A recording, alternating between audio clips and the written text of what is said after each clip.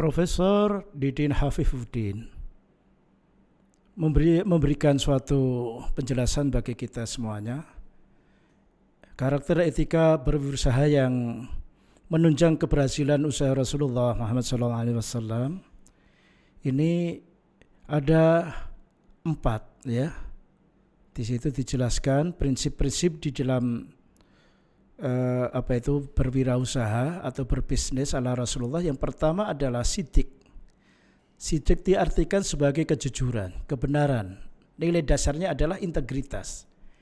Nilai dalam bisnisnya berupa jujur, ikhlas, terjamin, dan keseimbangan emosional. Ini hadis Nabi yang menjelaskan yaitu tentang sifat sidik itu ya. Berikutnya yang nomor 2 adalah amanah. Ini berarti tidak mengurangi apa-apa yang tidak boleh dikurangi.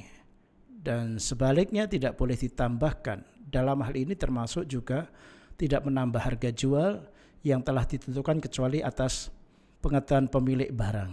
Maka seorang yang diberi amanah tersebut, ya, amanah harus benar-benar menjaga, memegang amanah tersebut. Jadi begini, Rasulullah membawakan dagangan Siti Khadijah, janda kaya raya ini, katakanlah kain. Jadi kain 3 meter harganya 3 rial. Atas kesepakatan dengan Siti Khadijah, dia suruh menjual 3,5, ya, 3,5 rial. Nabi tidak pernah menaikkan sampai 3,5, ya kan? Kalau terpepetnya umpama saja nggak mencari untung, yang penting balik modal yaitu 3 rial. Itulah bisnis yang dilakukan oleh baginda Rasulullah dengan juraganya, yang akhirnya juraganya konsumsem. Begitu mulianya akhlak Rasulullah, sampai bisnis pun juga tidak mau menipu juraganya dan tidak mau menipu pelanggannya. Jadi Rasulullah kalau berbisnis itu ditunjukkan antara kualitas yang jelek dengan kualitas yang bagus. Dan kualitas jelek ini adalah ditunjukkan A, B, C dan sebagainya, sebutkan satu-satu.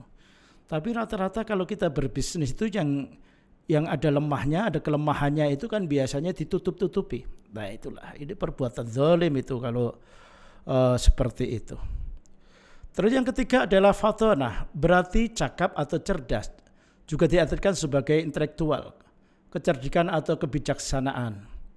Jadi Rasulullah adalah sebagai pemimpin yang fatonah, artinya pemimpin yang memahami, mengerti dan menghayati secara mendalam segala hal yang menjadi tugas dan kewajibannya. Jadi potensi yang paling berharga dan termahal yang hanya diberikan kepada manusia adalah akal atau intelektualitas. Saat ini kita dapat berkomunikasi, melakukan transaksi bisnis, di sini sifat fatonah kita perlu dioptimalkan. Jadi Rasulullah itu sudah mengemban prinsip dalam berbisnis adalah fatonah.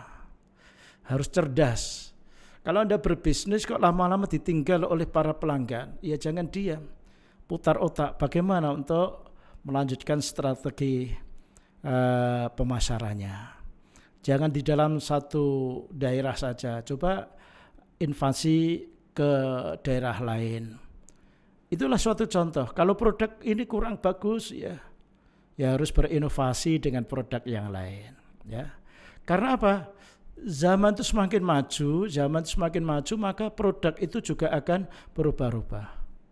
Dulu waktu saya masih pemuda itu kalau menghubungi saudara saya di Banten itu di wartel. Sekarang wartel sudah sudah tutup semua, nggak ada. Terus kalau mau menggunakan internet ada yaitu warnet. Tapi sekarang setiap individu sudah bisa yaitu menggunakan warnet dengan kuota dan lain sebagainya. Sekarang warnet sudah tutup. Itulah yang namanya kalau seorang businessman itu hanya satu inovasi sehingga akan ditinggalkan oleh para pelanggannya. Para mahasiswa yang berbahagia dan sekarang yang disebut tablik, apa yang disebut tablik di dalam bisnis? Tablik berarti komunikatif dan argumentatif. Orang yang memiliki sifat tablik akan menyampaikannya dengan benar dan tutur kata yang tepat. Dalam berdagang, Rasulullah SAW tidak hanya berfokus di kota Mekah saja, melainkan beliau telah melakukan perdagangan internasional dengan bawa barang dagangnya ke Palestina, Syria, Lebanon, dan Jordania.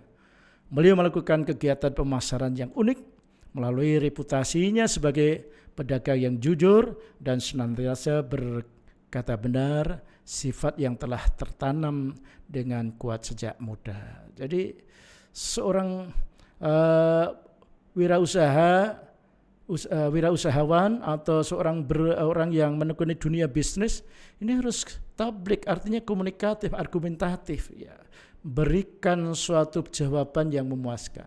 Contoh umpama saja pedagang kelontong, di situ ada orang yang mau mencari, Pak, saya mau mencari vitamin A. Anda kalau menjawab, wah tidak ada, lain kali pelanggan yang lain atau pelanggan itu tidak akan datang. Tapi kalau Anda mengatakan, waduh ini pas habis, Anda sambil berpikir yaitu mencari vitamin A, kemungkinan nanti 3 hari lagi atau sehari lagi nanti datang. Jadi kalau pedagang kelontong itu didatangi oleh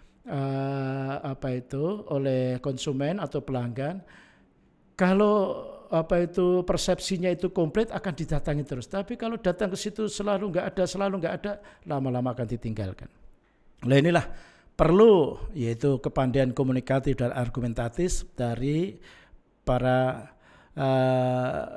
bisnismen maupun usahawan. Terus legislasi dan pesan Nabi Muhammad dalam berbisnis, yaitu Muhammad menjadi pelaku bisnis sangat dipengaruhi oleh lingkungannya sejak kecil hingga dewasa dan menikah dengan Khadijah. Pengalaman berbisnis yang diperoleh sebelum ia menjadi Rasul merupakan hasil pergulatannya dengan realitas sosial, dan setelah ia menjadi Rasul, sebagai pengalamannya dituangkan dalam sabdanya yang disebut dalam hadis disebut qala Rasulullah sallallahu alaihi wasallam, innamal bai' antaradin. Sesungguhnya jual beli itu hanya sah jika dilakukan atas dasar suka sama suka. Tidak ada yang merasa dirugikan, gitu ya. Ini adalah prinsip yang pertama. Yang kedua adalah barang yang menjadi objek transaksi harus suci. Itu hadisnya jelas. Ada sanad, matan, dan rawi. Terus berikutnya adalah barang yang jelas posisi dan ukurannya. Ya. Ini adalah peristiwa dari Abdullah bin Mas'ud. Dia berkata bahwa Rasulullah bersabda, janganlah kalian membeli ikan dalam air karena padanya terkandung unsur penipuan. Nah inilah yang namanya gharar, ya, ketidakpastian.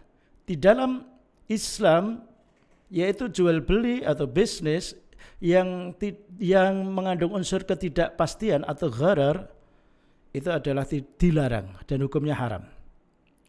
Ya kan? Pama saja, ya kalau beli ikan ya ikannya dihitung, ya kan? Ikannya dihitung. Itu menurut Islam tadi ya. Nah, dalam zaman modern kan bisa dilihat itu ya. Terus yang selanjutnya begini, yang termasuk gharar lagi, katakanlah orang tua Anda mau menjual tanaman padi yang masih menghijau, ya, karena Anda minta duit untuk bayar SPP, yaitu katakanlah satu ketoknya biasanya harganya 2 juta hanya dijual 500 karena Anda butuh duit. Akhirnya dibeli oleh orang, ya senang juga karena manennya tidak hijau itu dipanen, tapi menunggu sampai menguning. Coba masak keuntungan sampai 1,5 juta. Yang rugi siapa? Yang menjual. Nah itu namanya dalam istilah Jawa adalah menjual barang secara ijon. Ijon itu mengandung unsur gharar. Berikutnya lagi, ini adalah sama ketidakpastian tadi. Terus keempat, barang yang dijual merupakan hak milik. Ini cerita dari Hakim bin Hizam telah menceritakannya kepada Rasul. Wahai Rasulullah, sesungguhnya saya telah membeli suatu barang. Apakah yang halal untuk saya lakukan apa yang haram? Beliau menjawab, apabila engkau membeli sesuatu janganlah engkau jual sampai engkau sendiri memegangnya. Artinya tahu ya. Jadi Anda menjual kepada si A, Anda beli dari si A, tapi barang belum Anda pegang, belum Anda nikmati, belum tahu, terus dijual kepada orang lain. Itu termasuk yaitu komponen hadis ini. Terus kelima, segera membayar upah. Ya. Rasulullah bersabda, berikanlah upah pekerja sebelum kering keringatnya. Dapat saya kerjanya 1 bulan itu sehari kan sudah kering. Nah itu dalam kesepakatan. Sepakatannya bagaimana kalau dalam 1 bulan ya 1 bulan gitu ya. Tapi kalau upah harian itu adalah ya kalau tukang mulai kerjanya jam 8 selesai jam 4 ya jam 4 dibayar. Pak kalau 1 minggu ya boleh aja 1 minggu dibayar. Keenam, tidak berkhianat kepada relasi bisnis, artinya berkhianat itu berbuat curang. Ya, berkhianat itu berbuat curang. Itu tidak diperkenankan. Ketujuh, tidak menimbun barang. Ya. Nah, jadi kalau umpama saja ada minyak goreng langka itu bukan karena suplainya ke distributor itu terhambat, tapi biasanya ada pedagang yang nakal menimbun barang. Ini dalam Islam adalah diharamkan. Tidak melakukan transaksi ribawi, riba yang mengandung riba, ya kan? Terus yang selanjutnya tidak melakukan jual beli mengandung tipuan.